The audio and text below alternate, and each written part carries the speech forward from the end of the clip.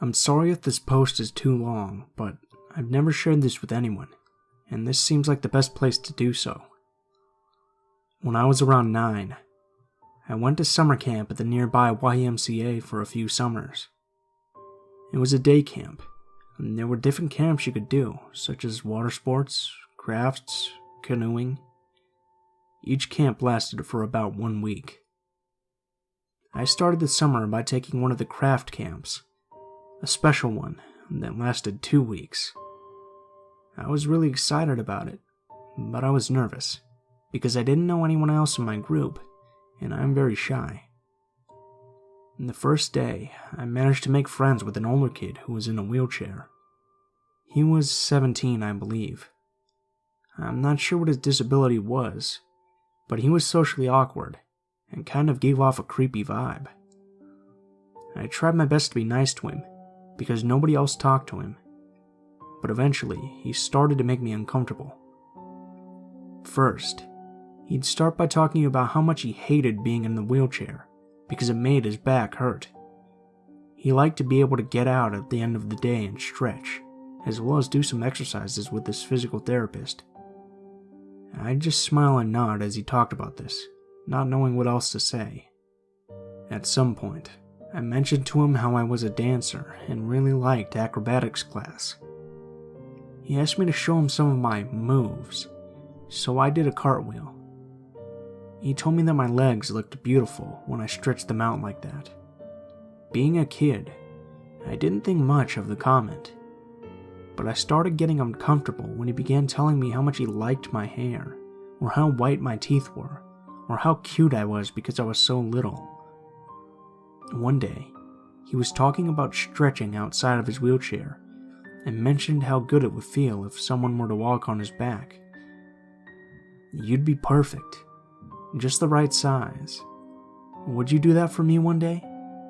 I'd love to have you on top of me. He smiled creepily when he said this, so I awkwardly changed the direction of the conversation by telling him how I used to do that for my dad. I was young and stupid and probably shouldn't have told him that. He got really excited and started talking about how much he loved it and how good it must have felt for my dad. I bet he loves having his little girl on top of him like that. He reached out to me at this point and put his hand on my knee. We were sitting by a table in the craft cabin. I awkwardly shoved it off, moving away a little. He smiled and started talking about how good it would feel if I were to do cartwheels on his back and jump on him, maybe even lay down on top of him and rub his sides.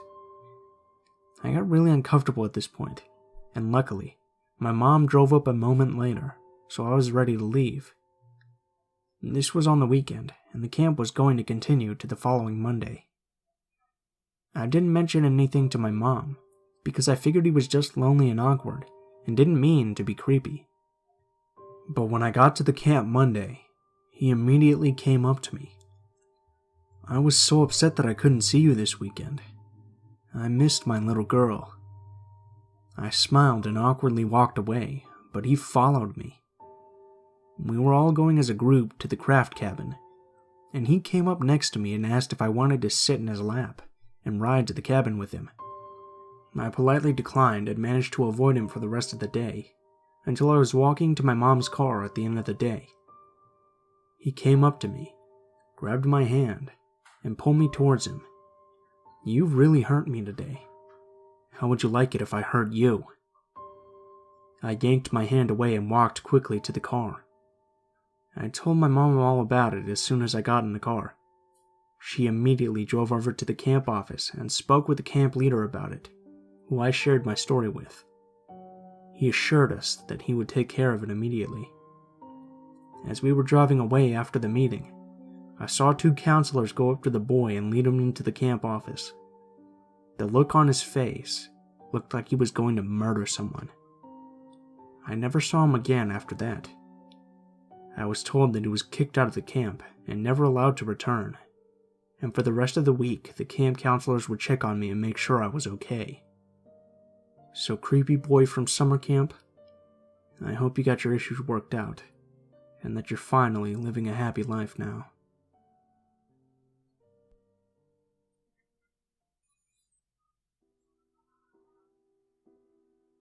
I began working at a summer camp several years ago. I had a history as a camper at this camp, and I loved the place. By the time I was 19, I had done what I never imagined I'd do, and became the camp's one and only medic. As medic, I no longer hung out with counselors and the other younger staff as much. If I had free time, I spent it helping out in the kitchen. This year, there was kind of a big turnover in staff. Our longtime cook moved on from camp, and no one was hired over the year as a replacement. So come summertime, we were scrambling to find someone to cover that position. I met two of the interviewees. One a middle-aged woman who, in my humble opinion, seemed like the perfect get-it-done kind of person you'd need as a cook. The other, a tall man, mid-40s, with piercings galore, and a loud look-at-me personality. The woman I fancied was not chosen. I think my boss was upset by her surprise when she saw how small our kitchen was, 2 ovens to feed 150 people. And the camp was introduced to our new cook, Chef Vincent. Everybody loved Chef Vincent, except for me. The instant I met him, I got chills down my spine. You know when you hear a strange sound in the dark, and your body is screaming at you to run or hide or something? That's how I felt every second I was in the meal hall or the kitchen. Soon, the places that have been like a second home to me were feeling less comfortable, and more get me the fuck out of here creepy. Chef Vincent was abrasive. My first time talking to him, he said something like, "That's your medic?" in response to my color-dyed hair. He tried to be fancy, but his meals were dull and soggy. After watching him prepare one, I stopped eating them altogether. I don't think the man had gone to school in his life, let alone taken a food safety course.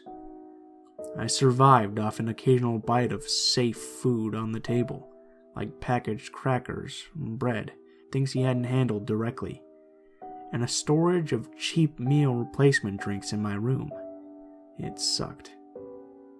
I'm an extremely protective person, especially of my younger coworkers who were basically family to me. Chef Vincent's kitchen staff were 16 or 17-year-olds, and I was afraid for them. I'd watch from outside the kitchen and talk to them discreetly, making sure everything was okay. Honestly, at this point I was worried that I was being unfair since everybody else loved him. Maybe I was the one being a creep. But I couldn't get over the comments he made and the way he talked to me. He would touch my shoulder and stand all tall and lean over me when he talked. He told me about his kids and how they have to stay with their grandma now, and about his many years of experience, which I always suspected were due to being a prison cook or something like that. He was extremely arrogant. I wanted to punch him, to be honest, but eventually I just stopped going in the kitchen and even stayed away from the mess hall, unless others were in there with me. If he tried to talk to me, which he did often at night on the deck, I ignored him and left the room. But I still thought I was being a bitch, to be honest. Then Chef Vincent told one of the kitchen staff to really molest that, in reference to stirring a pot or whatever. One member of the kitchen staff came to me crying about how much he was pushing them in the kitchen. Soon, all 3 kitchen staff were describing incidents of complete disrespect, his refusal to learn their names, use of inappropriate words, and calling them his little girls, and the boy, John, Jack, Jehovah, whatever. This pushed me until I told the boss about how uncomfortable this man made me. I didn't bring the kitchen staff into it, since I advised them to tell the boss on their own. Then one day, a fellow staff member came up and said that Chef Vincent said I won't stop following him and that I should be dating him. Confused and angry, I followed up with another staff member, who said the chef was talking about the camp dog. Still concerned, I continued with my day when Chef Vincent came to me and told me the story, laughing with a hand on my shoulder the whole time. I said, "You must really like me." He also made veiled sexual innuendos constantly. Oh yeah, I like things hot. And complimented me, like more than is appropriate. I got chills every time. Fuck off, dude. This has been going on for a week. In the second week, I'm asleep in the medic's cabin. It's got a bedroom separated from the rest of the office by an unlockable door, and I'm the only one who stays there. My nights are long, lots of sick campers and whatnot. This particular night, it's 4 a.m., and I've finally gotten to bed after being up for an hour with a sick kid. I'm exhausted, and I'm asleep the second my head hits the pillow. 2 hours later, I'm awakened by a loud thumping on my door. Usually staff use the walkie-talkie to contact me, even at night, so I'm pretty concerned and I crawl out of bed and head to the door. It's Chef Vincent. I hesitate, not wanting to open the door for him, so he hammers on it again. He looks angry. I'm angry. It's 6 a.m. What the fuck does he want? Finally, I open the door just a crack and look out. He's loud. I have to do laundry. My office houses the washer and dryer for the camp because I do laundry when kids wet the beds. So every morning, laundry is reserved and staff needs to ask me to use it. This particular week, we'd had water problems, and the laundry couldn't be done, so I had a lineup of camper things needing to be washed. And here he was, 6 a.m., demanding to use the thing. When I pointed out the water issues and how camper stuff comes first, he got aggressive and yanked the door open. He's big and intimidating, and I stepped backward to avoid him. And he looked at me and said, "I'm the important one around here." I went cold. It was 6 a.m. I had just been told by a creature from the depths that I, who had worked at the camp for 5 years, was unimportant compared to him. It's hard to convey body language secondhand, but he was aggressive to the degree that I flew past my usual response to this kind of situation, anger, and went straight to fearing for my safety. I can be an anxious person, but I don't get genuinely frightened by a lot other than horror movies. So what scared me more was how scared I was. Hair on end, adrenaline pumping scared. His gaze was absolutely predatory. There was nothing about his presence that made me think he saw me as more than something to be toyed with. At this point, my mouth was opening, and I knew I'd say something I'd regret saying, especially locked in this building alone with the one man who creeped the shit out of me from the second I'd met him. So I forced out one word. "Okay," and backed my way into my room. He watched me the whole time. I go to my room, and the tears push behind my eyes, but I'm too tired for them to actually come. I'm tired of this frustration, of this anger, this fear. I'd warned my boss about him. Boss was always saying, "Listen to your gut," and I was. But did they do anything about it? No. I pushed a chair against the doorknob, not knowing if it actually works to lock doors like it does in the movies, and curled up in my bed. I told my boss the following morning, and they called it inappropriate and said it wouldn't happen again, but that was all I heard of it. For the next week, I lived in constant anxiety, which meant puking a lot and hiding in my room. When he talked to me, he had a smile that would make even the most daft of people pause for concern. While before this I had attempted to be polite, I always left from then on. That week, or maybe the next, it all blurs together at this point. All of the staff were upstairs, save for a few staff monitoring kids in their cabins. I was called over by a fellow upper-level staff member, who informed me that Chef Vincent had been fired. His police check, which they hadn't decided to do until after he was hired, had come back. He didn't pass his vulnerable sector check, aka he was not allowed to work with or volunteer with kids in any capacity due to prior crimes that I'll let you mull over. Camp was effectively on lockdown while he was to vacate the premises. I lost it then. Tears came and wouldn't stop, and I couldn't breathe. My whole body went fuzzy, and as I was led out of the building by another upper-level staff member, where I managed to gargle out something along the lines of, "He made me so anxious, and no one else saw it. I'm just so relieved." The panic attack lasted for a solid 30 minutes. When I saw him exit the building with his belongings, I hid in my office. When I finally came out, he was gone. They kept this all under wraps. They didn't tell the kids the cook had gone. Didn't tell the parents, just in case something had happened. My boss didn't even tell the board of directors. It was a huge liability. Still is. And while I'm glad that my anxieties about this man were completely justified, I'm filled with anger over the fact that he was hired without a criminal record check and the fact that my feelings were repeatedly dismissed. Camp went from being the only place in this world where I felt completely safe and comfortable to a strange place where I felt like I was living a nightmare.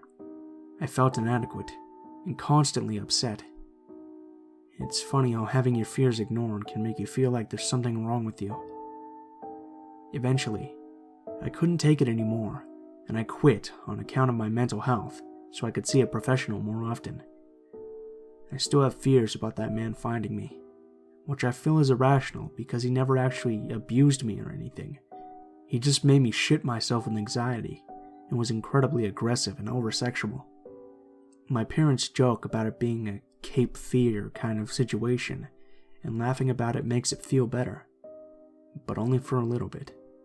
I don't think anyone realizes just how terrified I was. To this day, I still am.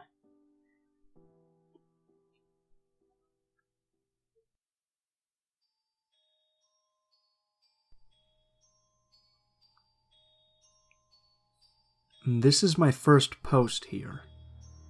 This experience still gives me chills to this day.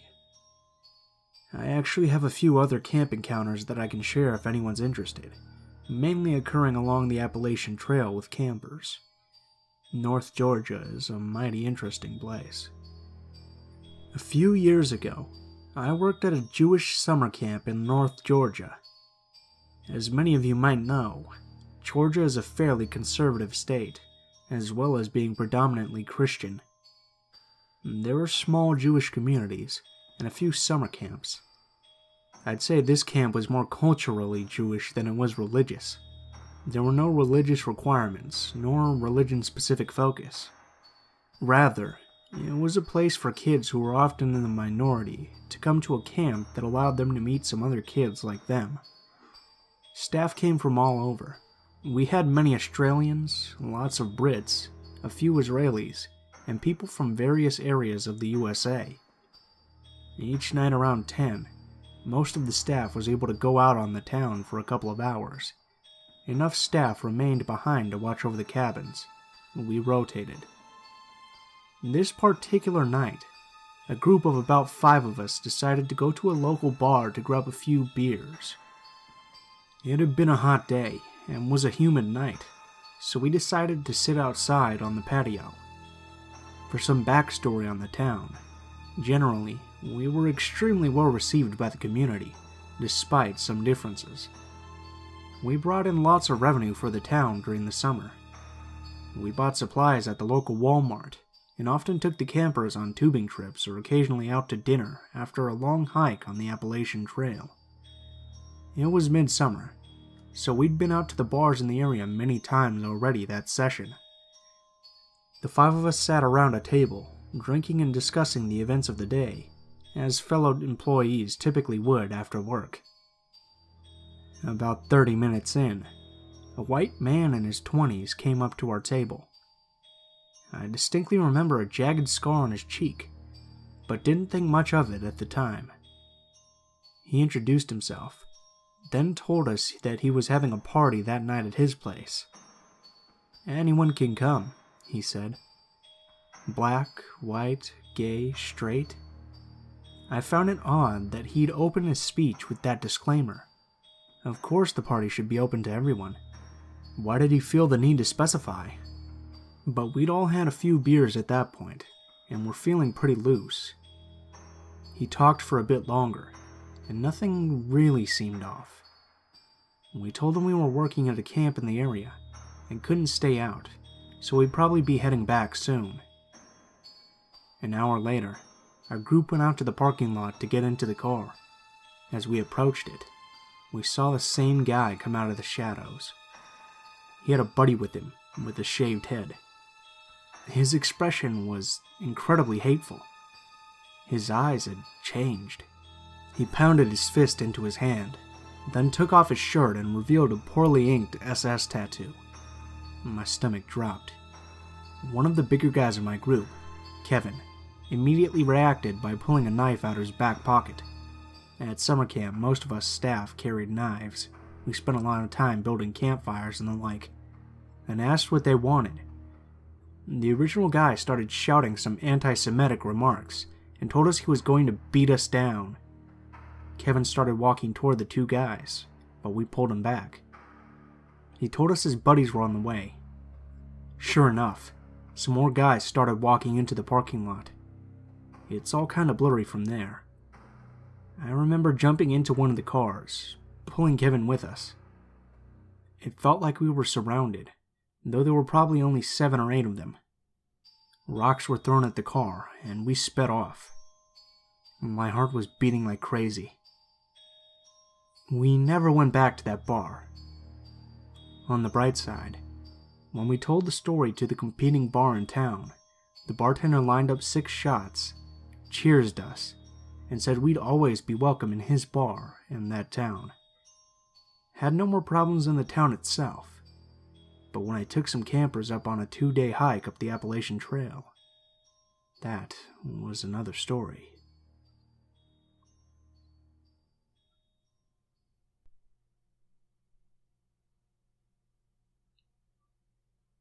What's up, guys? Blue Spooky here, as always. I just wanted to thank you for watching to the end of the video, especially if you made it this far. I do have a couple of announcements for the channel. First off, we're getting really close to 10,000 subscribers, which is really awesome. I'm probably going to do a special Q&A for 10,000 subscribers, and finally get around to it since I've been saying that since 5,000 subscribers. Sorry, guys.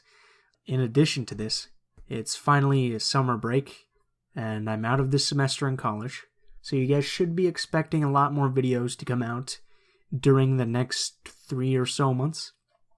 As well, me and a group of friends of mine featuring Darkness Prevails, Shivers, and Joey's Nightmares have gotten together to make a sort of little site for all of us. I'll leave a link in the description below, and basically it holds most of our content so that you can go ahead and watch our videos there. And also, there's a submission form where you can submit stories to any one of the 4 of us, or just for all 4 of us to use in general. And I'll leave a link to that in the description as well.